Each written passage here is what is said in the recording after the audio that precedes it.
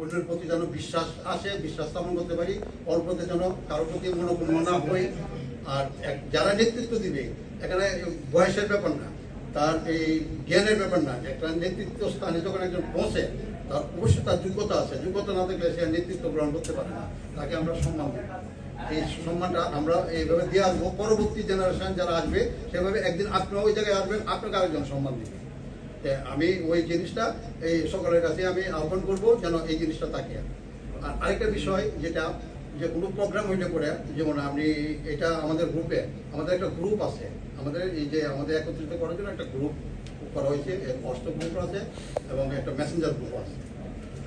খুবই দুঃখজনক ব্যাপার, যদি কোনো প্রোগ্রাম বা কোনো আলোচনা বা কোনো কিছু বলার জন্য যে কেউ যদি একটা মেসেজ দেয়, এটা কোনো রিপ্লাই দেয়, কমেন্ট নাই, কোনো সাড়া নাই, যে কেন এটা কেন হবে?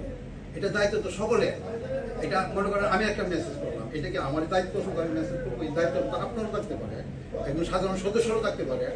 আর একজন নেতা হয়ে যায় তার দায়িত্ব পালন করবে এটা না, একজন সাধারণ সদস্য সেই দায়িত্ব পালন করে নেতাকে আঙ্গুল দিয়ে দেখায় দিবে যে এটা করা উচিত, তাহলে সে লজ্জা পাবে। পরবর্তীতে তার যে নেতার যে কাজটা করা সঠিকভাবে সে পালন করবে।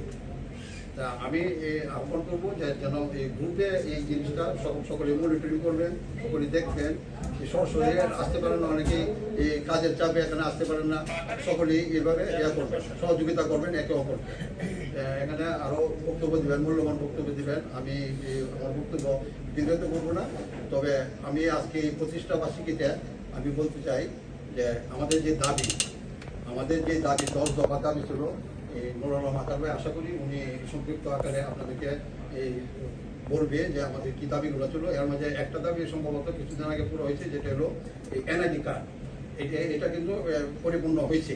যে একের পর এক এইভাবে 10টা দাবি আমরা করবো, আদায় করে নিব, সরকারের কাছ থেকে আদায় করে নিব। সরকার কিন্তু বাধ্য, কারণ আমাদের রেমিটেন্স দিয়ে দেশ চলে, সরকার চলে। তা আমরা বিনিময়ে পাই কি? আমরা কিছু দিব, আমরা কিছু পাইব। Give and take and give, এটা হলো নিয়ম। কিন্তু আমাদের কাছ থেকে শোষণ করে নিবে, আমাদেরকে কিছু দিবে না। দেখেন আরেকটা জিনিস, দেখেন আরেকটা খুব দুঃখজনক ব্যাপার, রেমিটেন্স।